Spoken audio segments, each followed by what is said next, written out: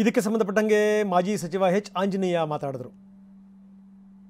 ಈಗ ಸ್ವಾತಂತ್ರ್ಯ ಬಂದು 75 ವರ್ಷ ಆಗಿದೆ. ಮಾದಿಗ ಸಮುದಾಯ ಅಸ್ಪೃಶ್ಯರಲ್ಲಿ ಅಸ್ಪೃಶ್ಯರಲ್ಲೂ, ಬಡವರಲ್ಲಿ ಬಡವರು, ತುಳಿತಕ್ಕೆ ಒಳಗಾಗಿರ್ತಕ್ಕಂಥ ಜನ. ಈ ಸಮುದಾಯ ಜನಸಂಖ್ಯೆಗೆ ಅನುಗುಣವಾಗಿ ಒಳ ಮೀಸಲಾತಿ ದೊರಕ್ತಾ ಇಲ್ಲ. 15% ಇವ್ರಿಗೆ ಸಿಗಬೇಕಾದಂಥ ಮೀಸಲಾತಿ ಇವ್ರ ಜನಸಂಖ್ಯೆಗೆ ಅನುಗುಣವಾಗಿ ಸಿಗ್ತಾ ಇಲ್ಲ.